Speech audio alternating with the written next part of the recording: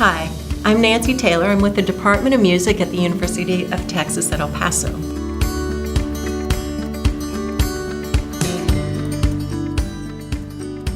Now I'm going to talk about ergonomics.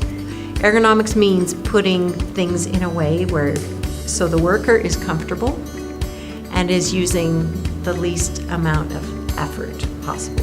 When it comes to instrumental ergonomics, the same principles apply. You want to keep a neutral spine. You don't want to be doing a lot of reaching.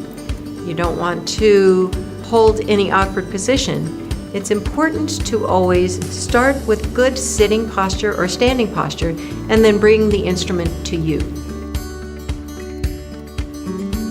Now, let's talk about euphonium. When euphonium players are just starting out, when they're little, the instrument is big enough to where it can usually just sit on the lap, and then the mouthpiece will come to the mouth. If the instrument's on the lap and the mouthpiece comes to the eyes, then the student needs to allow the instrument to sit on the chair. Just lower the instrument a little bit. You know, the instrument size can't be adjusted. But then, when the student starts to grow and they keep the instrument on their legs, what's going to happen is that they're going to put the instrument on their legs and the mouthpiece comes to here. So I see a lot of students do this. They'll adjust the body to the mouthpiece. We don't want that to happen. It's important to tell your students, and it's important for you as a euphonium player, start with good position and bring the instrument to you. Some people will hold on to the euphonium with the left hand.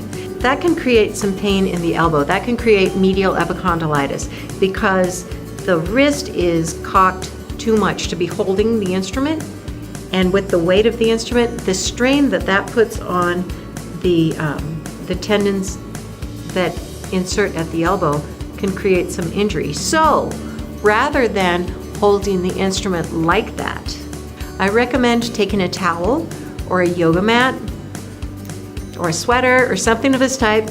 You just roll it up to whatever height you need, put a rubber band around it, and put it in the lap. Then you rest the instrument on that, and presto, the mouthpiece comes right to the face. Sometimes we can adjust the size of an instrument. Sometimes we can't. When it comes to flute, yes, we can. This is a curved head joint.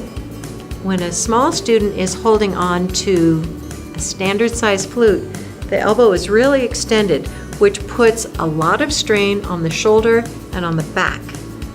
And that's going to make your students slouch. They're going to create all kinds of bad habits to compensate with the fact that this instrument is really, really heavy for them. So give them a curved head joint so the student won't be fighting the instrument. They'll be playing it. String instruments are great in that you can actually fit the size of the instrument to the size of the student. So with a violin, I want you to take a look at a beginning violin player with a full-size violin. I want you to look at the extension of his arm and think about how heavy that is. He's using a lot of the muscles of his back to hold on to this instrument. Now we're going to give him a 3/4 size violin. The whole instrument is shorter. He's able to maintain better posture with less effort. And so he can learn to play without developing bad habits. A trumpet is also a very big instrument for a beginner. For a beginner, for somebody who's maybe 8 or 9 years old, a trumpet is very big. The center of gravity is far away from the body. Again, we're looking at the bend in the elbow and how far away from the body we're holding the instrument.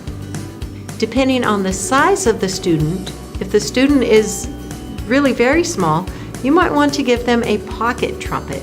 A pocket trumpet these are all the same size instrument, they're just twisted up differently, and a pocket trumpet is this little tiny thing that a little student can play, and they can get a good sound, and they can push down the valves without thinking, holy cow, this instrument's heavy, I am so tired, how am I going to do this? Getting the appropriately sized instrument for a student is really helpful. Now, trombone is a very popular instrument for little kids, and the only problem with it is 6th position and 7th position. These positions are hard to reach for an adult, maybe. I mean, it's a little bit of a stretch. And for a little kid, they might not even be able to get past 5th position. So what you want to do is give them a trombone with an F attachment. Now, the F attachment has this little trigger. So instead of playing 6th position, the student can then play 1st position with trigger, and 7th position turns into 2nd position with trigger. So that's an excellent way of modifying the instrument to fit a smaller sized person. A common complaint of clarinetists is that their thumb hurts. Now, the clarinet comes with this standard little thumb rest that doesn't move, and it puts the hand in a position like this, where the fingers are on the keys and then the thumb rest is down here. That's not the best place, because what happens here is that we're putting a lot of strain on the muscles through here, and we're putting a lot of pressure on that joint. So if you can get a clarinet with an adjustable thumb rest, and you can adjust it so that the thumb comes out and maybe even up. There's a thumb rest I'm quite fond of called the Kuiman thumb rest. What it does, it takes your hand position from this to this and puts it's an excellent ergonomic adjustment for your clarinet. It puts the thumb in a much more natural position. This is a clarinet specific neck strap that is elasticy. So it doesn't hold the instrument in one static place. It does allow them to move around a little bit, but it just offloads the weight of the instrument a tiny bit.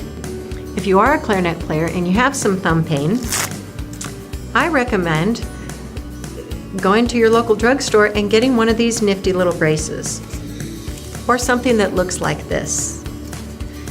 There's a bar in here, and what this is doing is keeping static that thumb. Wear this when you sleep, and you will get hopefully a good 8 hours of rest. But getting one of these nifty little thumb splints will help. This is called a thumb spica, and it's great for anybody who has thumb pain, whether it's in the joint or if it's in the muscle right here. So you get one of these.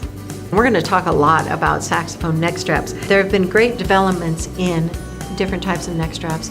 A problem with that standard neck strap is that it will dig into these scalene muscles. So if you're having any numbness in your hands as a saxophone player, and if you're getting any dizziness, please try out a different kind of neck strap. We've got the yoke, which lays over those scalene muscles. It's a nice wide neck strap. And then we've also got a harness, which is great because it doesn't touch the scalenes at all, but it transfers the weight of the instrument from the neck to the back. And then then all you have to do is think of keeping your ears over your shoulders and having good core strength to hold up the instrument. A harness is excellent. If you are going to march with a saxophone or with a bass clarinet, please use at least a harness. A very common complaint of instrumentalists is tendinitis, and people may have pain in the arm or in the hand or in the wrist or in the thumb. And a lot of times we don't have time to go to the doctor, and if we go to the doctor's going to say, oh, you have pain in your wrist, stop playing your instrument for 3 weeks. Great, but we're musicians, so we can't do that. When it comes to tendinitis in the elbow, many doctors will give you one of these elbow straps that you put on, and you put that little bubble right over the tendon. And that's not going to make the tendinitis go away. What's going to make the tendinitis go away is your resting, putting ice on it, being smarter about when you practice, how much and how hard you practice. This isn't going to cure it, because what it's caused from is the position of the wrist. So what's going to help the most is a regular wrist brace. Now this one is way too loose because I just wanted to slip it on. But a regular wrist brace will immobilize the wrist, so it's going to rest the muscles that attach at the elbow. So when it comes to an instrument, think about the principles of ergonomics. Can you make playing this instrument more comfortable by perhaps playing a smaller version of that instrument, be it a cornet or a pocket trumpet or a smaller size string instrument?